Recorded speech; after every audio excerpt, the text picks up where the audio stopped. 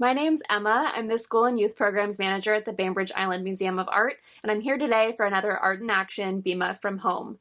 Today I'm going to show you how to play my favorite drawing game, Paper Telephone.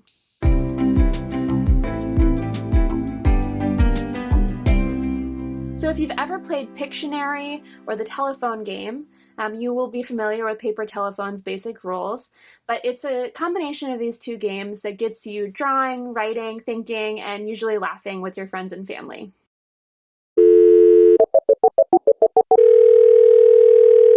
Hello? So this drawing game, called Paper Telephone, is a combination of two classic games, the telephone game and Pictionary.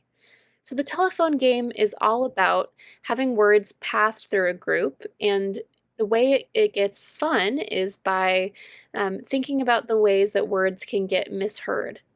So you might start by saying the word moose, and somebody might hear you say mouse, and then the next person you whisper it to might hear you say house.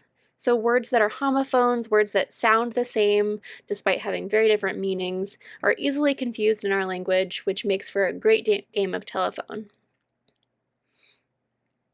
With Paper Telephone, rather than whispering words to each other, we're going to be passing back and forth drawings and drawing labels. So you'll be writing a description of a word or phrase, and here I used treehouse.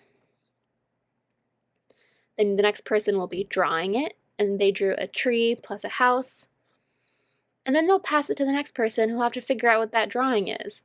And this person thought that rather than a tree house, they thought it might be a picture of a neighborhood because it's a tree and a house next to each other. Because this is a reading and writing game, you'll want to make sure that everybody who's playing the game can read and write, or that they are paired up with somebody who can read and write for them.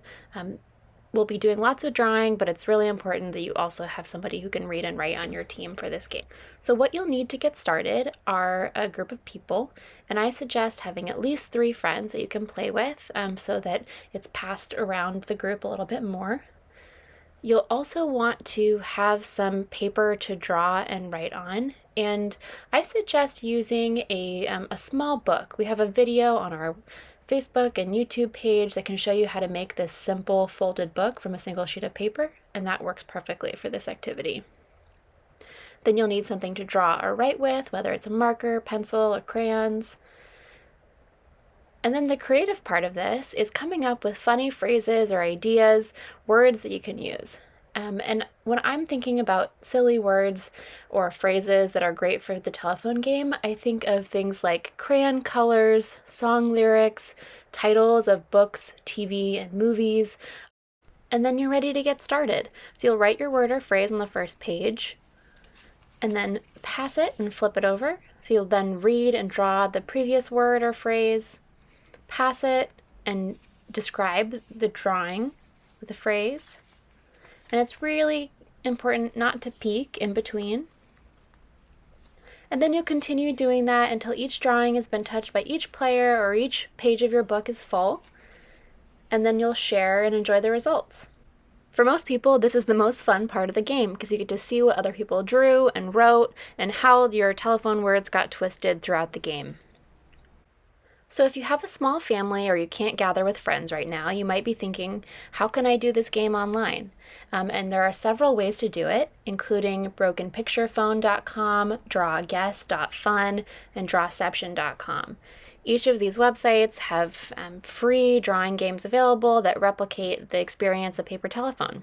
So I hope that you enjoyed our Art in Action today, and we'll see you next time for BIMA's Art in Action from home.